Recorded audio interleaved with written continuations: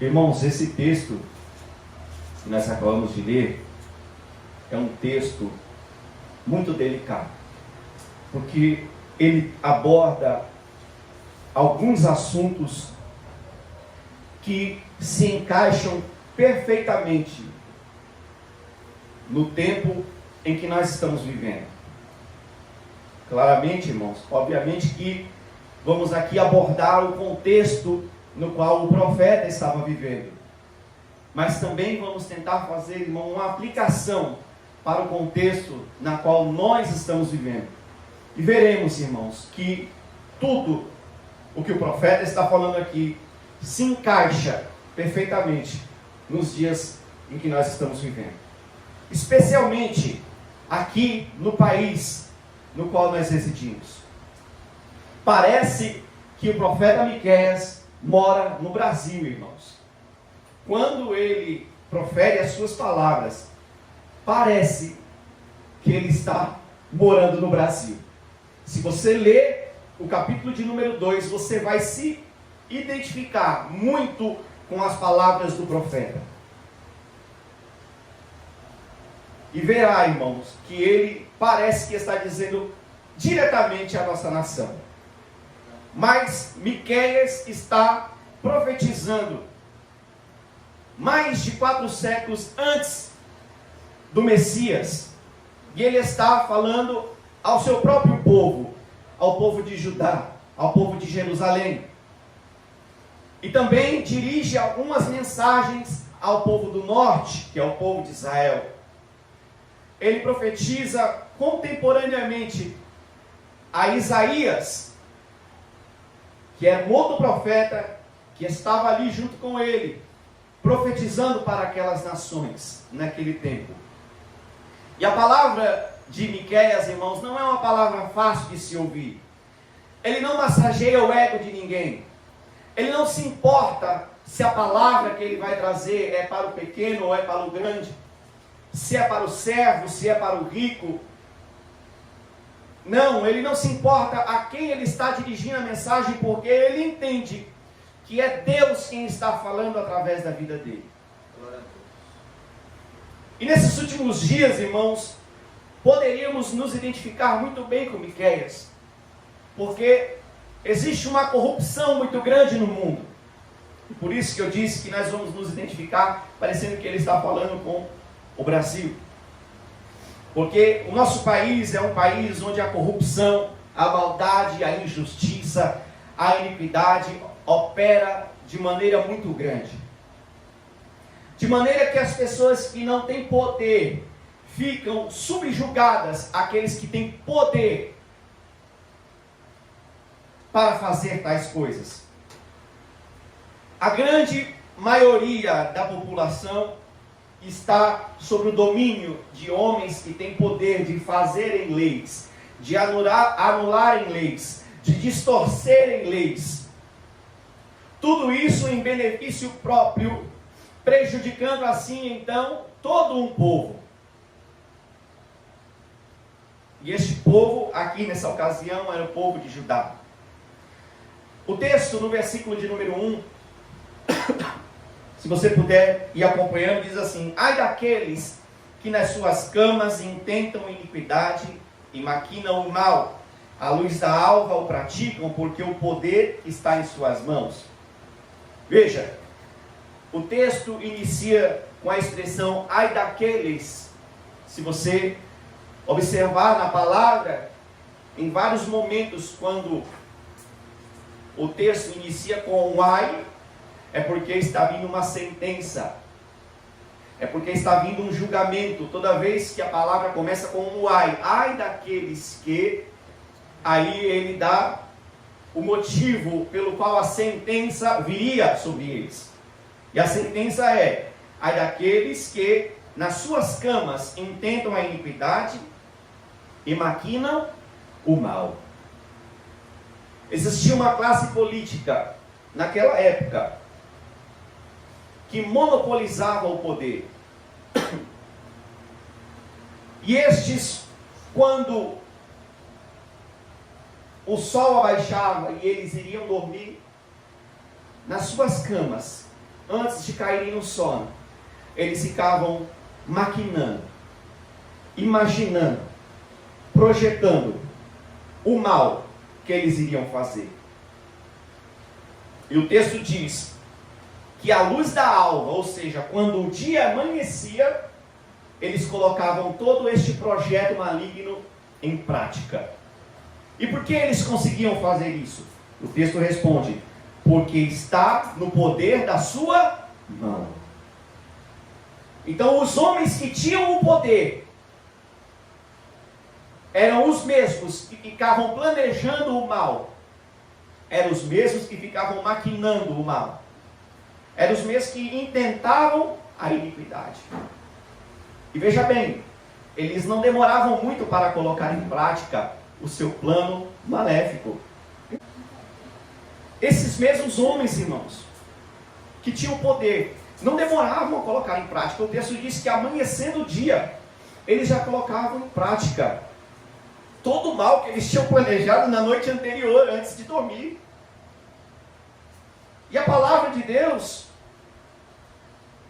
tem vários exemplos a respeito de pessoas que fazem esse tipo de coisa, irmão, que no seu leito ali, antes de dormir, os seus pensamentos começam a vir à sua cabeça. E veremos aqui, irmão, a diferença entre aquele que serve e aquele que não serve a Deus. Entre aquele que tem temor de Deus e aquele que não tem temor de Deus. Quando na sua cama, antes de dormir, o que é que são os seus pensamentos? Salmos 16, e o verso 1 diz assim: a prevaricação do ímpio fala no íntimo do seu coração. Não há temor de Deus perante os seus olhos, porque em seus olhos se lisonjeia, até que a sua iniquidade se mostre detestável. As palavras da sua boca são malícia e engano. Deixou de entender e de fazer o bem. Maquina o mal na sua cama. Põe-se em caminho que não é bom. Não aborrece o mal. Pessoas que não têm temor de Deus, irmão. O texto está dizendo aqui, não há temor de Deus. No íntimo do seu coração, irmãos. É coisa ímpia que está lá. É iniquidade. As palavras da boca desse povo, desses homens, são malícia e engano. Então veja bem, a pessoa que não tem temor de Deus, na sua cama, antes de dormir, são essas coisas que estão no coração dela.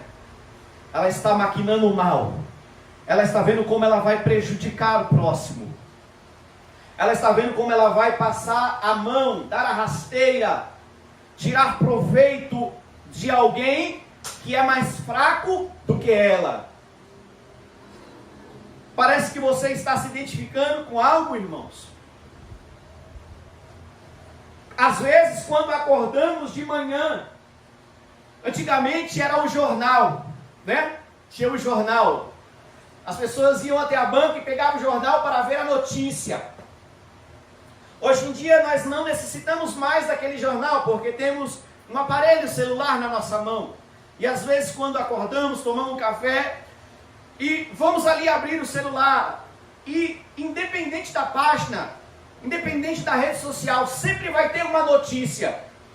E a maior parte das notícias, irmãos, que vemos, são notícias em que o povo está sendo defasado. São notícias em que o povo está sendo, irmão, roubado.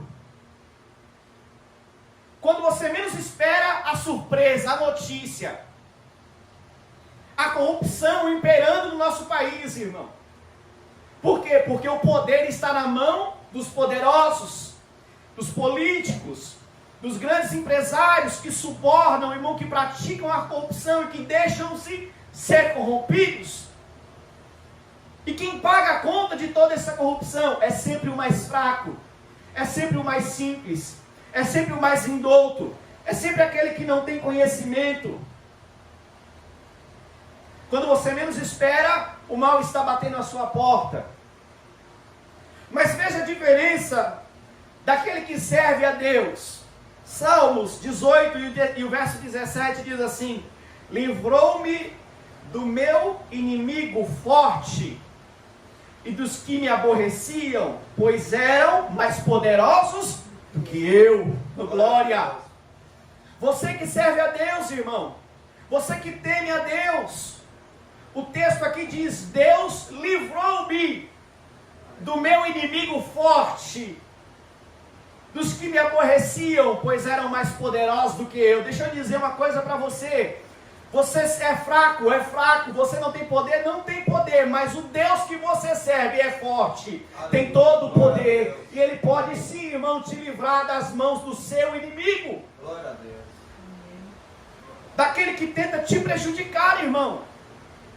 Não estou aqui pregando uma mensagem para colocar você contra o seu próximo, mas estou dizendo que o Deus que te serve pode te livrar das mãos do inimigo que quer te prejudicar.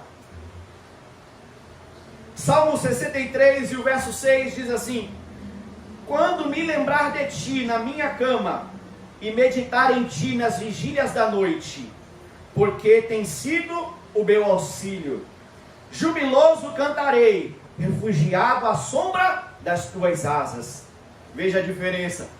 O ímpio maquina o mal na sua cama, e o justo, quando me lembrar de ti na minha cama e meditar em ti nas vigílias da noite, porque tu tens sido o meu auxílio.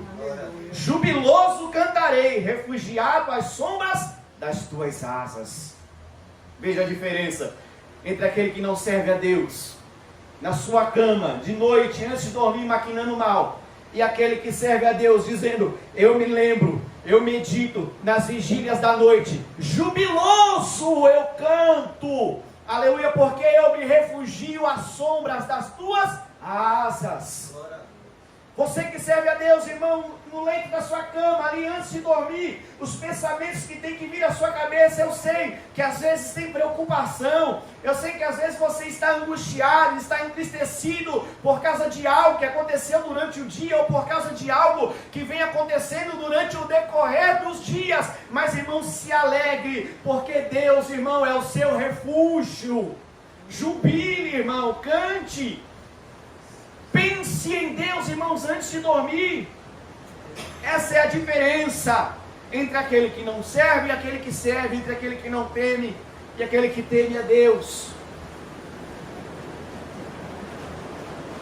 E o texto continua dizendo assim no versículo de número 2 de Miqueias: e cobiçam campos e arrebatam, e casas e as tomam, assim fazem violência ao homem e à sua casa, a uma pessoa e à sua herança. O texto diz: se cobiçam. A cobiça é um dos pecados listados, irmão, nas tábuas que Moisés trouxe do monte. Este povo estava desobedecendo um mandamento direto de Deus para eles.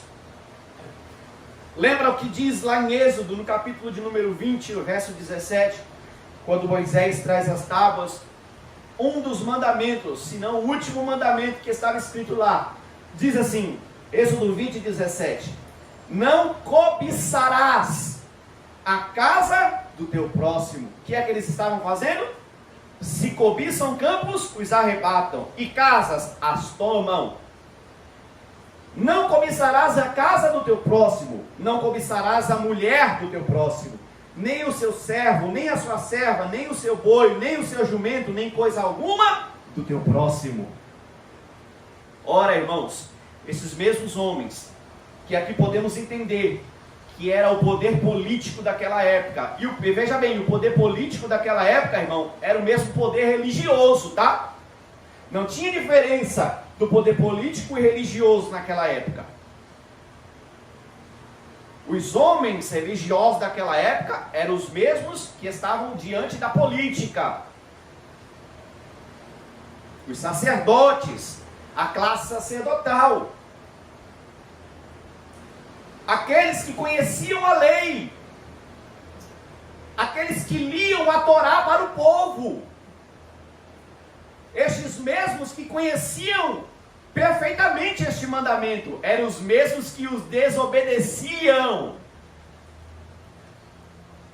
E às vezes, irmãos, essa palavra cai como uma faca em nós, Porque a palavra de Deus diz lá em Tiago que não devemos ser apenas ouvintes da palavra, mas também o quê? Praticantes. Esses homens eram homens hipócritas, porque eram os mesmos que tinham ao seu domínio a lei, o conhecimento, e falavam isso diante do povo. Mas nas suas camas, à noite, eles ficavam pensando como que eles iriam cobiçar, como que eles iriam tomar a casa do próximo, como que eles iriam prejudicar o próximo, como que eles iriam roubar o seu servo, o seu boi, o seu jumento, tudo que era do seu próximo. Terrível, irmãos.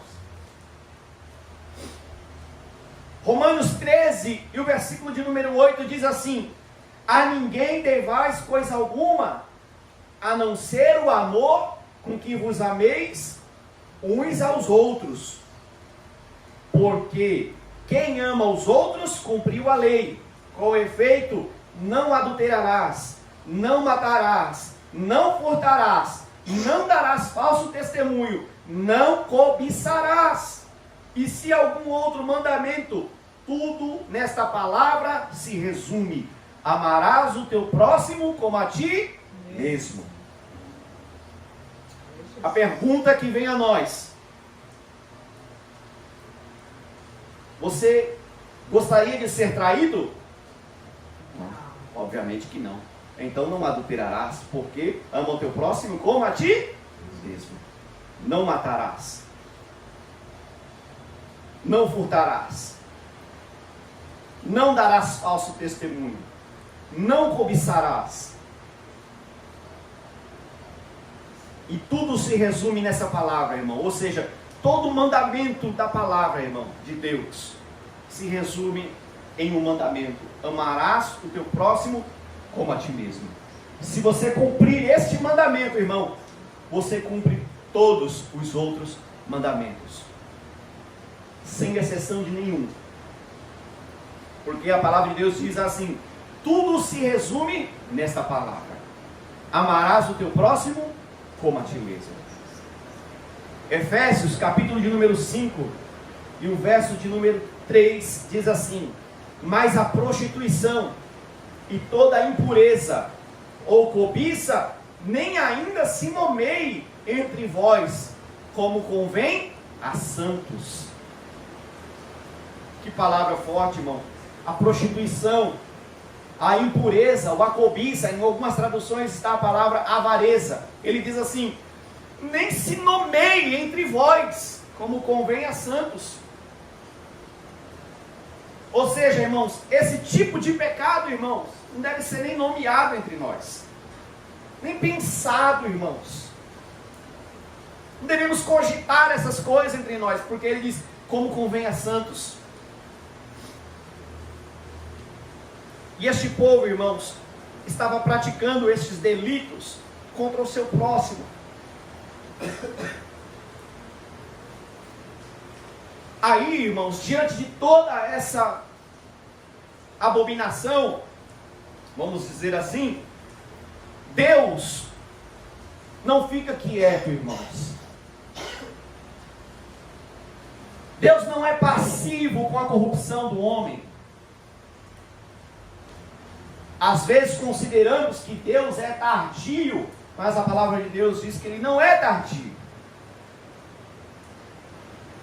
Deus tem um momento certo para agir, para operar, para trazer tudo, irmão, à luz. E o versículo de número 3 diz assim: portanto, assim diz o Senhor, eis que projeto um mal contra esta geração. Veja bem, o profeta aqui, ele vai utilizar, irmãos, do mesmo jogo de palavras. Veja, os opressores do povo faziam o quê? Projetavam o mal, intentavam, maquinavam. E aqui o texto está dizendo assim: assim diz o Senhor, eis que eu projeto um mal contra esta geração. Do mesmo modo com que vocês faziam, com que vocês fazem, eu também vou fazer com vocês. É a lei da semeadura, irmão. Aquilo que você plantar, você vai colher. Deus estava dizendo: vocês estão planejando mal, eu também estou planejando mal contra vocês. Só que o mal de Deus aqui, irmão, não é segundo o mal do homem. O mal aqui é a justiça de Deus. Na prática, é a condenação de Deus para o pecado deles.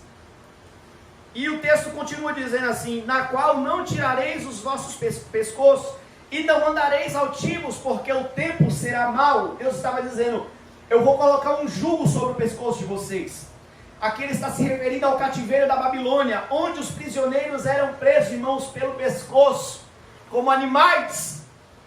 E o texto estava dizendo: vocês não vão conseguir tirar do pescoço de vocês. Vocês não vão andar altivos, ou seja, com a cabeça erguida, se achando soberbo, pensando que são poderosos, porque eu vou humilhar vocês. Porque o tempo será mau. Aí, ele continua dizendo: naquele dia se levantará um provérbio sobre vós, e se levantará um pranto lastimoso, dizendo: nós estamos inteiramente desolados, a porção do meu povo, ele a troca, como me despoja, tira os nossos campos e os reparte. Olha só, irmãos, o que Deus estava fazendo com aquele povo, ou o que Deus iria fazer e fez com aquele povo daquela época. Ele disse assim: vocês vão agora começar a dizer um provérbio, vai ter um pranto lastimoso entre vocês, vocês vão dizer: estamos inteiramente desolados, a porção do meu povo ele a troca. Há uma expressão de lástima que é: como me despoja. O que esse povo fazia com os mais fracos? Despojava eles. Aí ele vai dizer assim: tira os nossos campos e os reparte. E o que é que eles faziam? Tiravam os campos, as casas. E Deus estava dizendo: eu vou fazer do mesmo jeito com que vocês fizeram ao seu próximo.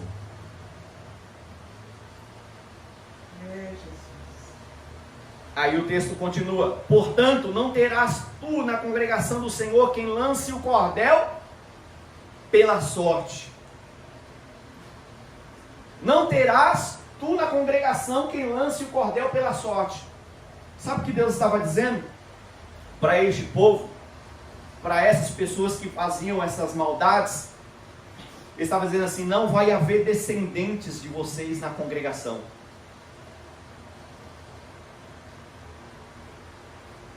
Já pensou, irmãos?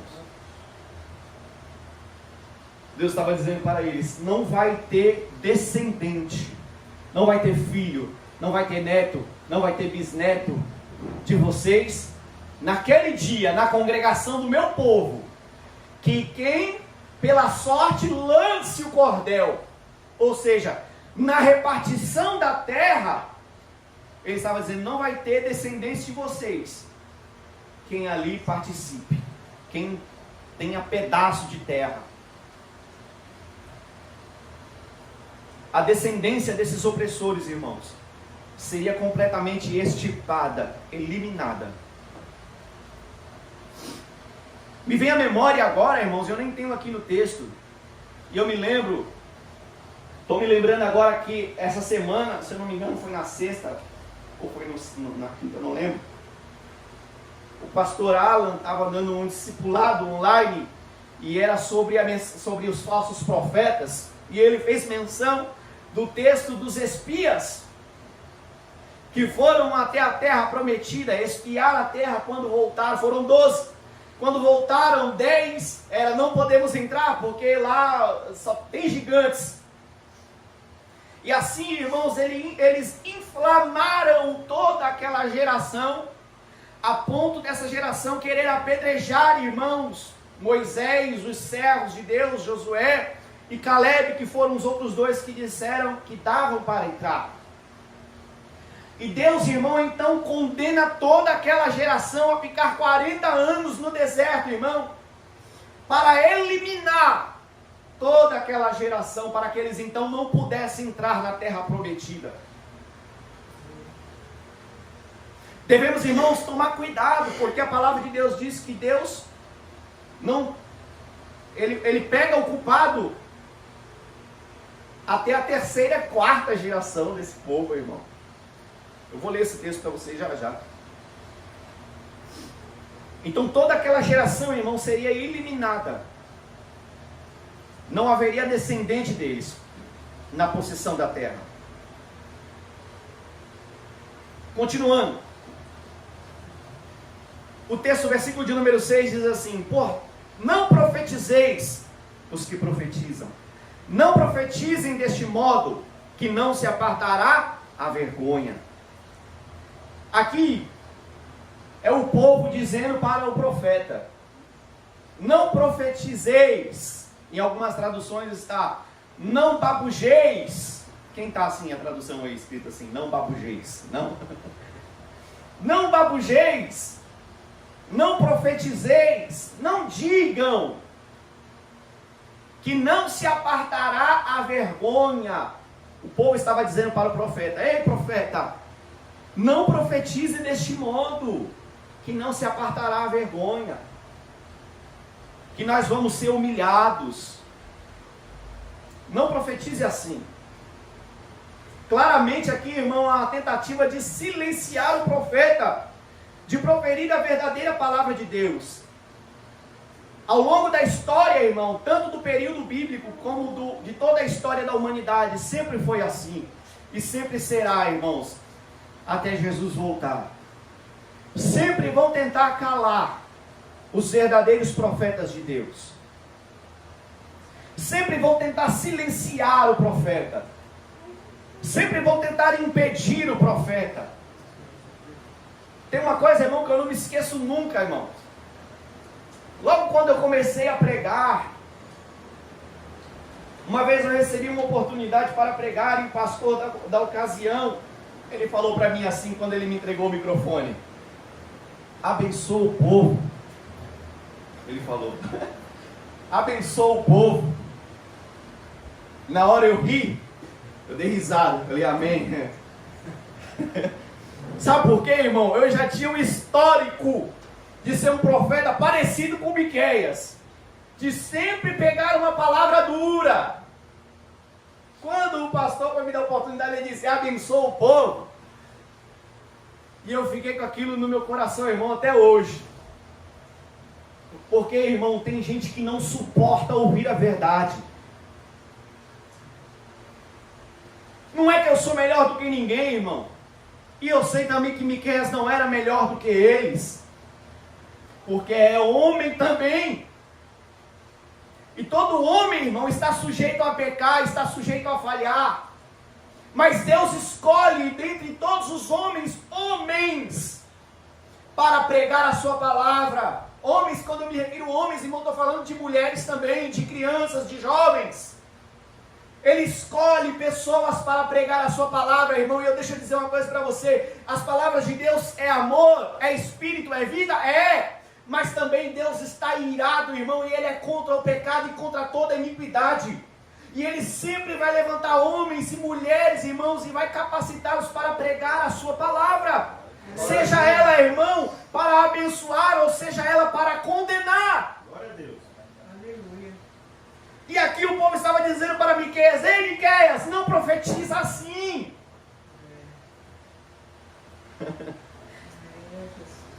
Tentaram calar Isaías, irmãos. Diz a história que Isaías foi cerrado ao meio, porque pregou a palavra de Deus. Quando Jeremias estava profetizando, irmãos, se levantaram homens na nação, homens poderosos na nação, dizendo: Jeremias, não prega desse jeito, Jeremias. Hananias se levantou contra Jeremias, Semaías se levantou contra Jeremias. Prenderam Jeremias, irmão, no calabouço. Tentaram, irmão, silenciar Jeremias de todos os jeitos. Sabe por quê? Porque Jeremias diz assim: ei, os profetas que estão profetizando aí, eles mentem.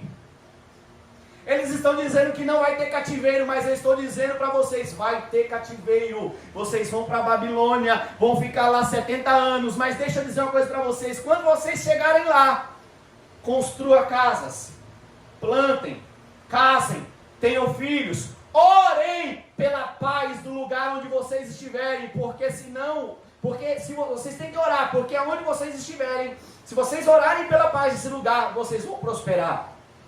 Glória a Deus. Olha só que interessante, irmão. Jeremias estava dizendo: vocês vão ser levados cativos. É a mesma profecia aqui, irmãos. Mas quando vocês chegarem lá, não fica se lamentando. Não fica chorando.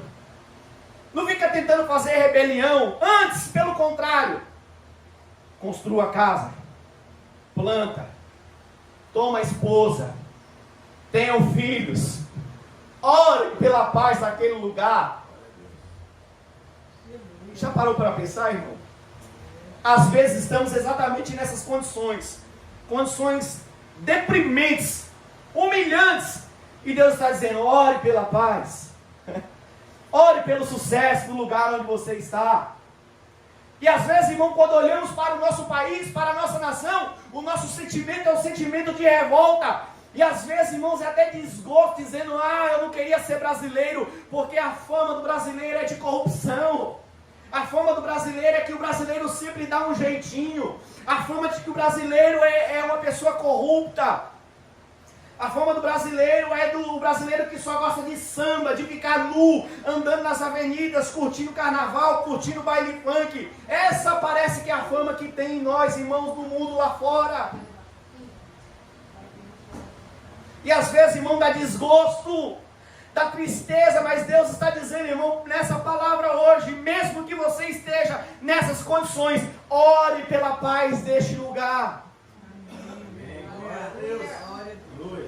Continue vivendo a sua vida, continue planejando, irmão, porque você, irmão, aonde, veja bem, faz sentido, irmão, no lugar onde eu habitar, no lugar onde eu residir, eu querer o mal daquele lugar? Não faz. Essa é a palavra de Deus para aquele povo. Vocês vão pagar pelos pecados de vocês, e vocês vão ser levados cativos, mas hoje vocês vão ficar lá 70 anos, e durante 70 anos é chão, tem coisa para fazer. 70 anos, irmão, é uma vida. Glória a Deus. Veja bem o que diz 2 Crônicas, e o versículo de número 24, a respeito do que fazem com profetas que eles não querem que profetizem. Deus enviou profetas entre eles, 2 Crônicas 24, 19, para os tornar ao Senhor, para os quais protestaram contra eles, mas eles não deram ouvidos. E o Espírito de Deus revestiu a Zacarias, filho do sacerdote Joiada, o qual se pôs em pé acima do povo e lhes disse: assim diz Deus, por que transgredis o mandamento do Senhor? Porquanto não prosperareis, porque deixaste o Senhor, Ele também vos deixará. E eles fizeram o que, irmãos? Eles conspiraram contra ele, e o apedrejaram com pedras, por mandato de quem? Do rei, no pátio da casa do Senhor. Assim o rei Joás não se lembrou da beneficência que Joiada, pai de Zacarias, lhe fizera, porém matou-lhe o filho, o qual morrendo disse: o Senhor verá, e o requererá. Jesus faz menção, irmão, desse caso aqui, quando ele diz assim: eu vou requerer dessa geração o sangue de todos os profetas, desde Abel até Zacarias, que morreu dentro do templo. Irmão, se deixarem aí, irmão, tem pessoas que matam profetas de Deus dentro das igrejas, porque não suportam ouvir a palavra de Deus. Porque não suportam, irmão, ouvir a repreensão do Espírito Santo. E veja que a palavra de Deus diz que essa palavra era dura, mas era para os tornar ao Senhor, ou seja, era para fazer eles se converterem. Deus prega uma palavra de sentença, de julgamento, mas a palavra de Deus diz que Deus não se alegra, irmão, com a morte do ímpio. Antes Ele quer ver o ímpio se convertendo do seu mau caminho. E às vezes, quando ouvimos uma palavra em que Deus está nos cobrando, nos sentimos, irmãos, como é que eu posso dizer? Ofendidos. Mas a palavra de Deus não é para o nosso mal, antes é para o nosso bem. Mataram Zacarias, irmão, dentro do templo, porque estava pregando a palavra da verdade, irmão. Você já parou para pensar? Dentro do templo, irmão. Não foi lá fora, não, é longe, não, irmão. Ele pregou ali, o rei conspirou junto com aquele povo lá e falou: apedreja ele, dentro do templo mesmo. e ali mataram. Só que no momento da sua morte, ele disse assim: o Senhor verá. E vai fazer o quê? O requererá. E Jesus disse: vou cobrar dessa geração todo o sangue derramado, desde Abel até Zacarias. Irmãos, Deus vai cobrar o sangue, irmão, de todos os profetas que foram caluniados, irmãos, que foram apedrejados, que foram assassinados. E deixa eu dizer uma coisa para você, até este momento, irmão, talvez aqui nessa nação ainda não está acontecendo, mas em muitos lugares por aí, irmão, tem profetas de Deus, irmão, sendo calados, sendo perseguidos, sendo assassinados, simplesmente por pegarem a palavra de Deus. E Deus vai cobrar. Deus vai cobrar. Versículo continuando. Ele continua dizendo assim: vós que sois chamados, casa de Jacó, tem se restringido o Espírito do Senhor? São essas suas obras? E não é assim que fazem bem as minhas palavras ao que anda retamente? Tem se restringido o Espírito do Senhor?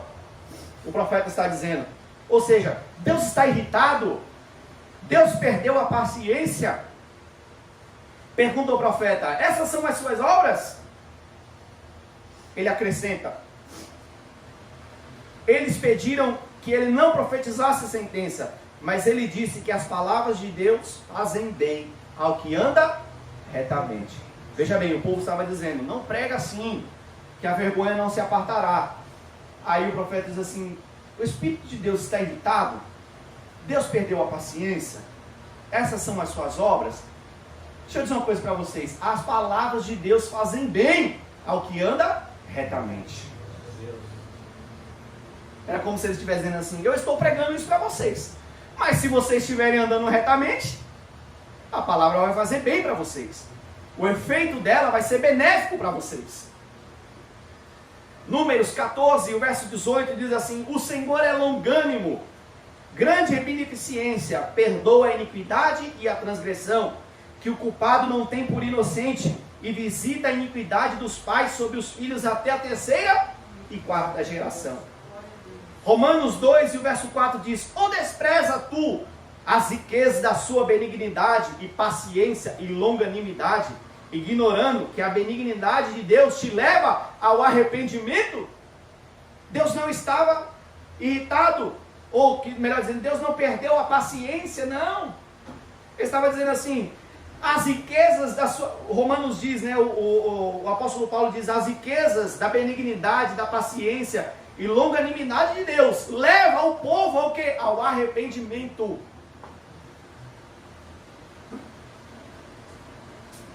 E para concluir essa questão, que as palavras de Deus fazem bem ao que anda retamente, Jesus em João 6 e 63 diz que as palavras que ele estava dizendo para aquele povo, aquele povo que se escandalizou com aquele mesmo discurso dele, as palavras que eu estou dizendo para vocês, são espírito e vida. Glória a Deus. As palavras que aquele povo, quando ouviram Jesus dizer, estavam escandalizando eles dizem assim: essas mesmas palavras que estão escandalizando vocês, quando eu digo para vocês, são espírito e vida. Eles não estavam entendendo, eles estavam se escandalizando, eles estavam se ofendendo com as palavras de Jesus, mas eles estavam dizendo: vocês não estão entendendo, mas o que eu estou dizendo para vocês é espírito e vida. As palavras que eu estou dizendo para vocês vai trazer benefício para vocês, vai trazer coisas boas para vocês. Continuando, mas há pouco, versículo 8 de Miqueias: se levantou o meu povo como inimigo, e de sobre a sua vestidura tirava a capa daqueles que passavam seguros, como homens que não voltavam da guerra. Lançaste fora as mulheres do meu povo, da casa das suas delícias, dos meninos tiraste o meu louvor para sempre. Veja bem, ele disse assim, mas há pouco, algumas traduções assim, ontem, no momento em que o profeta estava profetizando, o povo estava dizendo: não profetiza assim. Aí o versículo de número 8 diz assim: mas há pouco, ou seja, Deus estava dizendo para ele assim: ontem, olha, há pouquinho tempo, era isso aqui que vocês estavam fazendo, Vocês estão tirando a capa daqueles que andam seguros, sem pensar em guerra. Vocês lançam fora as mulheres dos seus lares queridos. Vocês tiram o louvor da boca das crianças. Ai, irmão. O povo está dizendo assim, não vai vir a vergonha sobre nós, o cativeiro, não profetiza isso não. Aí Deus estava dizendo assim, ei, peraí, ontem era isso aqui que vocês estavam fazendo.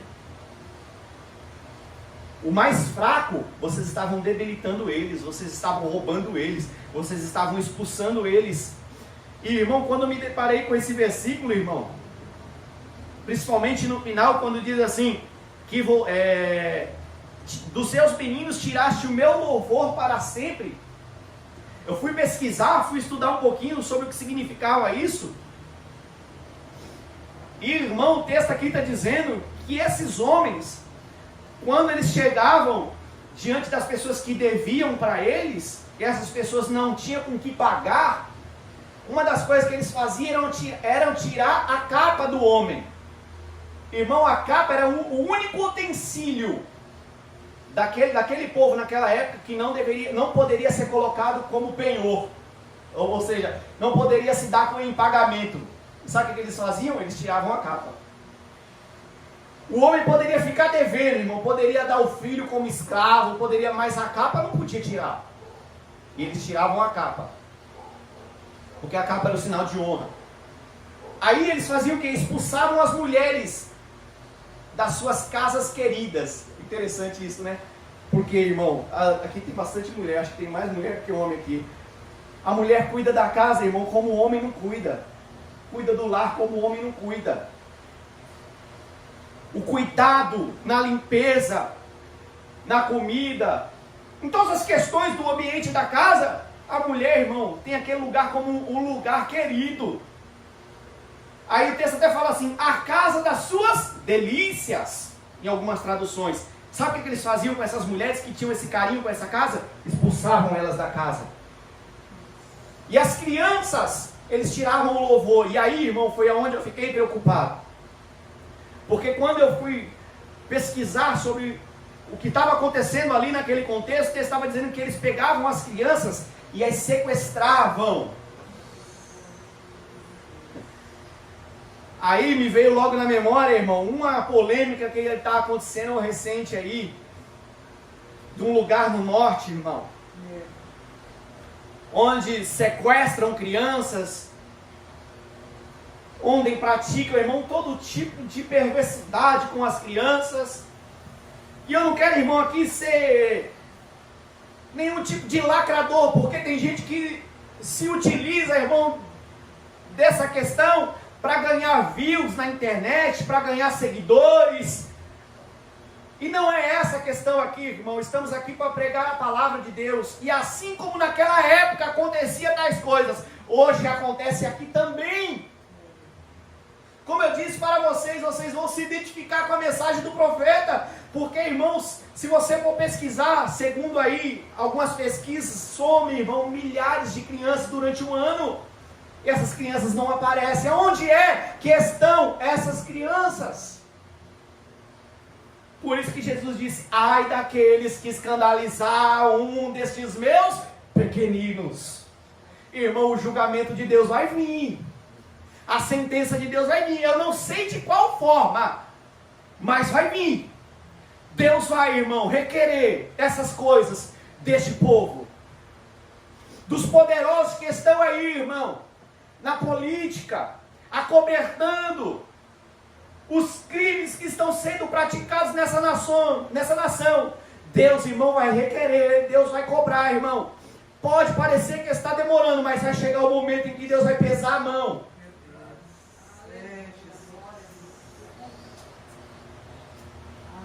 Deus não se deixa escarnecer, irmãos. Aí continuando aqui, levantai-vos, versículo de número 10. Levantai-vos e andais, porque não será aqui o vosso descanso por causa da corrupção que destrói. Sim, que destrói grandemente. Ele diz assim, levanta e anda, porque não é aqui o seu descanso. Por causa da corrupção, em algumas traduções por causa da iniquidade, ou por causa da imundícia que destrói. O pecado destrói, irmão. Mas ele disse para aquele povo assim: não será aqui o seu descanso. Era, irmão, aquele lugar o descanso daquele povo, porque era a terra prometida. Mas o fato, ou melhor dizendo, de fato, o descanso aguardado pelo povo de Deus é o sábado eterno, irmão. Ou seja, Deus disse para aquele povo: não é aqui o lugar de descanso de vocês. O nosso lugar de descanso, irmão, é o sábado eterno, é o dia da eternidade, é estar naquele grande dia com Deus. Mas para aquele povo, eles iriam ser tirados daquela terra e ser jogados em outro lugar. E o motivo era porque a corrupção destrói. A imundícia destrói. A impureza destrói. O pecado destrói. E olha só o que diz Tiago na sua epístola, capítulo 1, versículo de número 15. Depois, havendo a concupiscência, em algumas traduções é a cobiça, concebido, dá luz ao pecado. E o pecado sendo consumado gera o quê? A morte. Então o pecado destrói. E aquela nação, irmão, estava entulhada, envolvida em imundícias, em corrupção, em pecado. E o texto estava dizendo: o pecado destrói vocês. Está dizendo: o pecado destrói vocês. Que Deus, irmãos, tenha misericórdia de nós. Que Deus tenha misericórdia da nossa nação. Mas olhamos, irmãos, para todos os nossos lados, e é exatamente isso que nós vemos, irmãos. O mundo em trevas. O mundo, irmão, em corrupção, em pecados, lascívia, impureza, palavras torpes em seus lábios. Irmão, você não consegue conversar com a pessoa, irmão, sem se ofender, sem se escandalizar, sem se sentir mal. Eu não sei se você é assim, irmão, mas no mundo, às vezes nós vamos conversar com alguém que não serve a Deus, e cada 10 palavras, 5 é palavrão, 5 ele está amaldiçoando, 5 ele está blasfemando. E como é ruim, irmão, conversar com pessoas mal educadas. E eu me lembro, irmão, de mim, da minha vida, quando eu era antes do Senhor me resgatar. Chegou um momento em que zombavam de mim, porque a todo final de frase eu falava um palavrão, e eles começavam a zoar, irmão, zombar de mim, porque eu falava muito palavrão. E eu me lembro que quando eu me converti, irmão, logo nos primeiros dias, às vezes a gente ainda tem aquele costume, e eu me lembro, irmão, que todas as vezes que eu falava algo, que algo me fazia mal, que eu sentia, ficava irado, eu falava palavrão. No mesmo momento eu: Jesus me perdoa. Jesus me perdoa. Jesus tem a misericórdia, me lava, me purifica, me santifica. E Deus respondeu as minhas orações. E às vezes, irmãos, tem pessoas por aí que estão dizendo que está servindo a Deus, mas o seu lábio, irmão, é sujo. Está como o profeta Isaías: eu habito no meio de um povo de impuros lábios. Precisa de brasa viva, irmão, tocar ele. Tem irmão por aí que precisa de brasa viva, irmão, no lábio dele, para santificar ele. Eu já vi vários casos assim, irmão. Várias pessoas, irmão, que diziam que era crente e que tinha a boca suja. Aquele povo estava envolvido em pecados. Para a gente concluir, porque já estamos avançando aqui no tempo. Ele vai dizer assim: se houver algum, então versículo 11, se houver algum que siga o seu espírito de falsidade, mentindo e dizendo: eu te profetizarei acerca do vinho, da bebida forte, será este o tal profeta deste povo. Olha só que interessante, irmãos. O profeta que era bem recebido naquele povo era qual? Era o profeta que profetizava acerca do quê? De vinho e de bebida forte. Sabe o que esse povo queria? Bagunça, farra, orgia. Se tiver um profeta no meio de vocês, aí o texto diz assim: ele está mentindo, mas ele vai dizer que está profetizando acerca de vinho e de bebida forte, este profeta é bem recebido por vocês.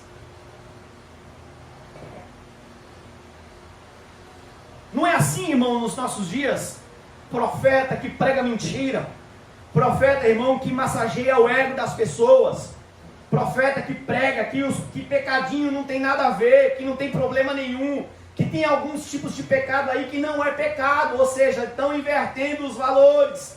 E sabe o que acontece? Ele é bem recebido, as pessoas querem ouvir ele, as pessoas pagam para ouvir ele. Irmão, tem um monte de profeta aí, irmão, que aceita suborno, que aceita dinheiro, irmão, para pregar aquilo que o povo quer ouvir. E esses profetas aqui não eram diferentes. Isaías, capítulo 30, o verso 9 diz assim: porque povo rebelde é este, filhos mentirosos, filhos que não querem ouvir a lei do Senhor, que dizem aos videntes, não vejais, e aos profetas, não profetizeis a nós o que é reto. Dizem-nos coisas aprazíveis, e tendes para nós enganadoras lisonjas. Desviai-vos do caminho, apartai-vos da vereda, fazei que deixe de estar o santo de Israel perante nós. Aí o texto está dizendo assim: povo rebelde, filho mentiroso, estão dizendo aos que veem, ou seja, aos videntes, não vejam, e aos profetas, não profetizem o que é reto. Existe, irmão, uma porção de pessoas, irmãos, que não querem ouvir a palavra de Deus. Pessoas que às vezes estão dentro da igreja, eles querem ouvir palavras que massageiam o ego, irmão. Querem ouvir, irmão, Deus abençoa o seu povo, sim ou não? Sim. Deus abençoa, irmão. Obviamente, irmão, que Deus sim pode sim trazer uma palavra, irmão, de bênçãos para nós, porque Ele ama os seus filhos, e Ele quer o bem dos seus filhos.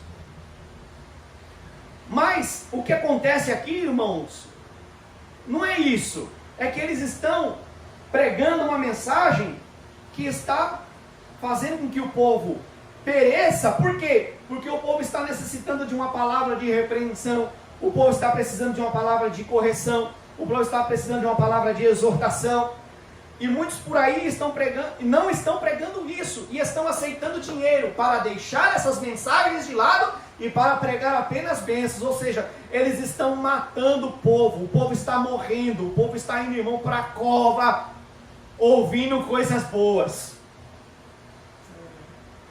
É como se o povo estivesse sendo anestesiado, irmão.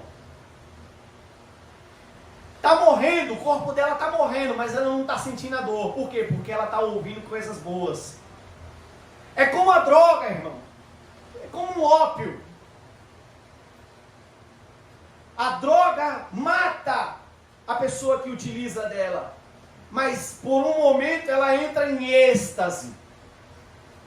Ela fica em um momento de ilusão. Ela entra em outro mundo, mas ela está morrendo. E assim, irmão, a falsa palavra de Deus.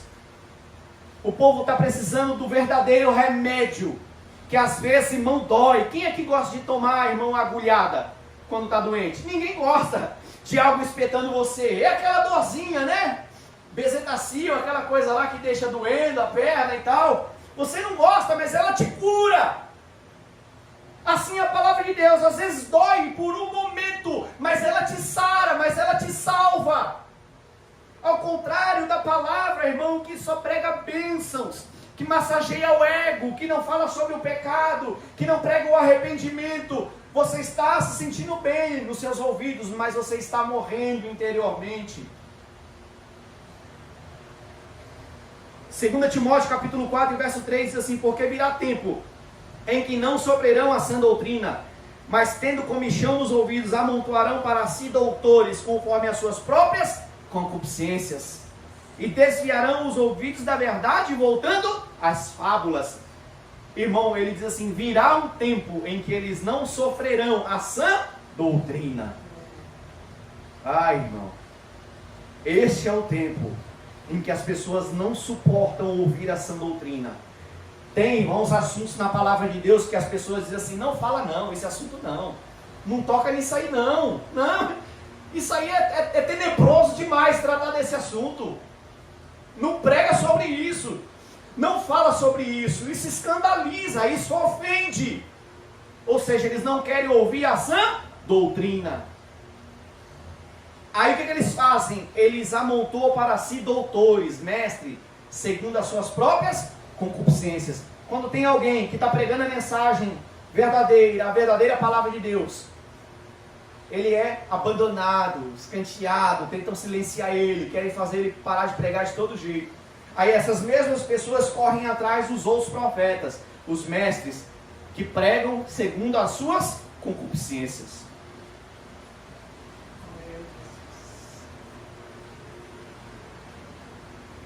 Para a gente concluir, mesmo esse povo, irmão, fazendo todo este mal, indo para o cativeiro, passados 70 anos, a palavra de Deus diz que Deus ia trazer eles de volta para a terra. Por isso o versículo de número 12: certamente te ajuntarei todo inteiro, ó Jacó, certamente congregarei o restante de Israel, pulosei todos juntos como ovelha de Bosra, como um rebanho no meio do seu curral, farão estrondo por causa da multidão de homens. Deus estava falando para eles assim: eu vou trazer vocês de volta, eu vou ajuntar vocês tudo, vou colocar vocês na terra de Israel, e vai haver um grande barulho, por causa da multidão de homens.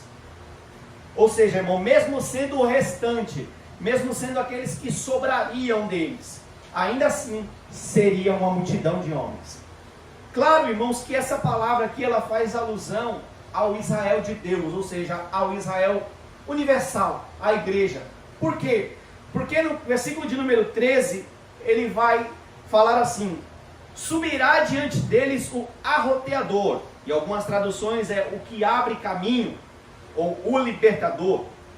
Eles romperão, entrarão pela porta e sairão por ela, e o rei irá adiante deles, e o Senhor estará à testa deles.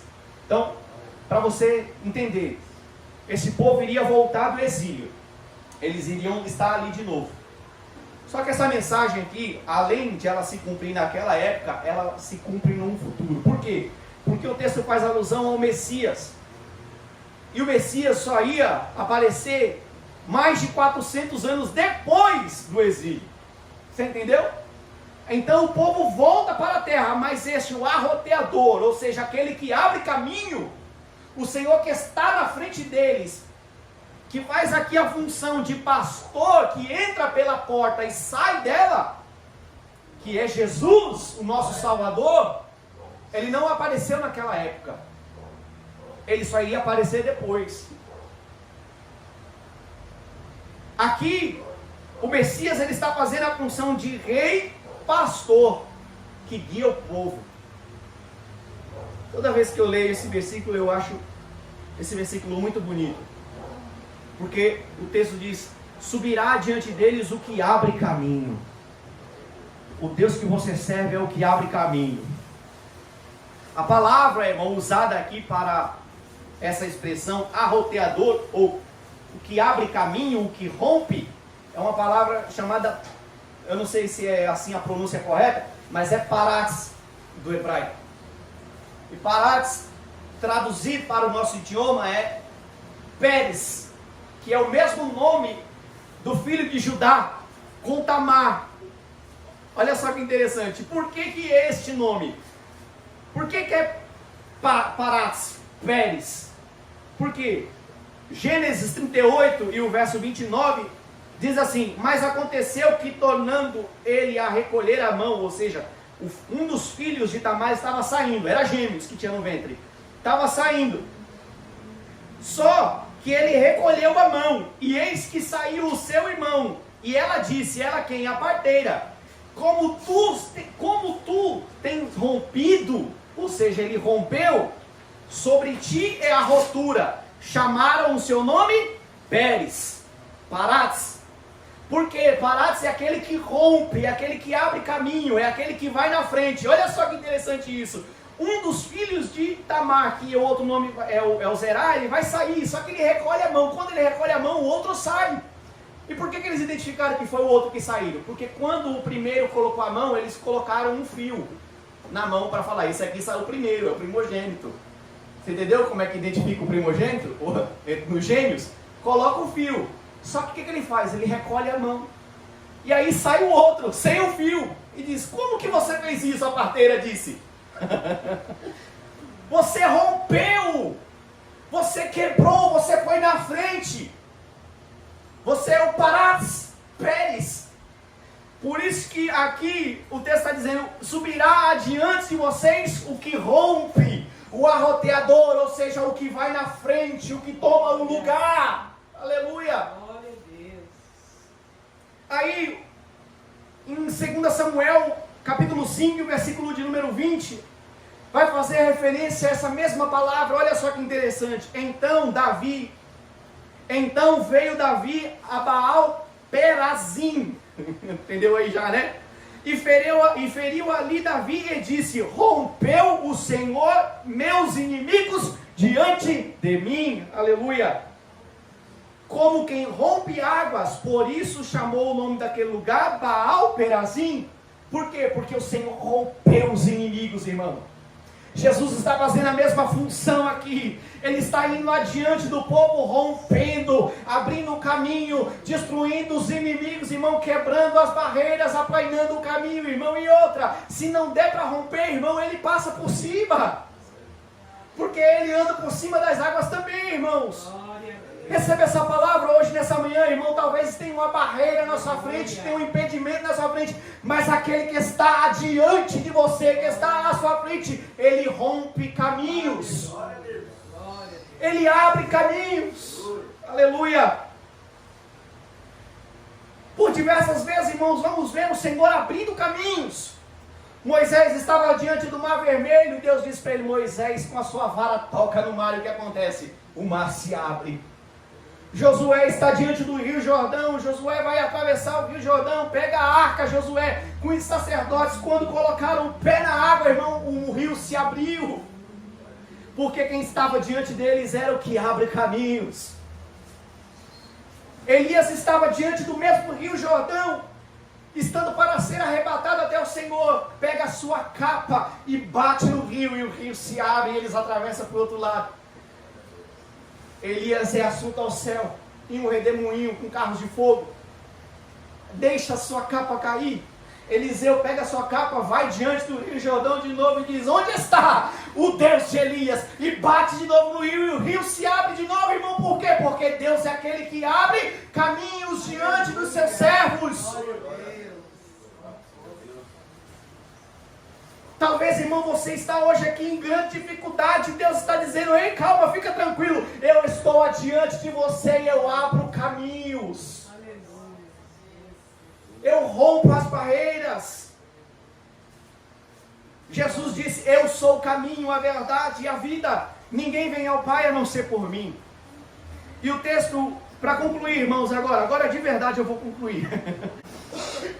O texto continua assim dizendo, eles romperão, entrarão pela porta e sairão por ela, e o rei irá adiante deles, e o Senhor à testa deles. O que eles vão fazer? Eles romperão, eles entrarão por onde? Pela porta, entrarão e sairão, porque o Senhor está diante deles.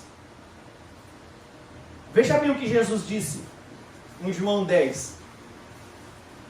Aquele, porém, que entra pela porta é o que? É o pastor das ovelhas. A este o porteiro abre, e as ovelhas ouvem a sua voz, e chama pelo nome as suas ovelhas, e as traz para fora. E quando as tira para fora as suas ovelhas, vai o que, irmãos? Vai adiante delas. O que rompe caminho. Aleluia, vai adiante delas. E elas o seguem porque conhecem a sua voz. E o versículo de número 9 diz assim, eu sou a porta, se alguém entrar por mim, salvar-se-á, e entrará e sairá, e achará pastagem. Não é a mesma coisa que o texto está dizendo aqui em Miqueias 2? O que eles vão fazer? Eles romperão, eles entrarão pela porta e sairão por ela. Parece que Jesus está fazendo a mesma referência a esse texto. Eu sou o quê? Eu sou a porta, porque o texto está dizendo aqui, ó, eles entrarão pela porta e sairão por ela. E Jesus está dizendo aqui, eu sou a porta. Se alguém entrar por mim, salvar-se-á, entrará e sairá, e achará pastagem. E para concluir, ainda tenho outras ovelhas que não são deste aprisco. Também me convém agregar estas, e elas ouvirão a minha voz, e haverá um rebanho e um pastor. Eu e você. Jesus estava referindo aqui. Aleluia. Há mais de 2000 anos atrás, lá na mente de Cristo, Ele estava olhando para mim e para você e dizendo assim: ei, eu ainda tenho um povo lá na frente, eu ainda tenho muitas ovelhas lá na frente, elas vão ouvir a minha voz, porque me convém pegar elas, colocar elas dentro do meu aprisco, e haverá um rebanho e um pastor. Aleluia. Eu e você, irmãos, que estamos hoje aqui, somos esse rebanho. Esse pastor é aquele que vai adiante de nós, irmão, abrindo o caminho, tirando o impedimento, para que você possa chegar, irmão, até a porta. Aleluia, para que você possa entrar por ela, irmão. É Ele que está diante de você. Você, irmão, por si só não consegue. Ovelha, irmão, sozinha não faz nada. Ovelha sozinha não faz nada, irmão. Mas quando tem pastor, ela conhece o caminho. Mas quando tem pastor, ela sabe onde anda. E ela está segura. Esse mesmo pastor é o que leva ela a pastos verdejantes, a águas tranquilas. Aleluia. Louvado seja o nome do Senhor.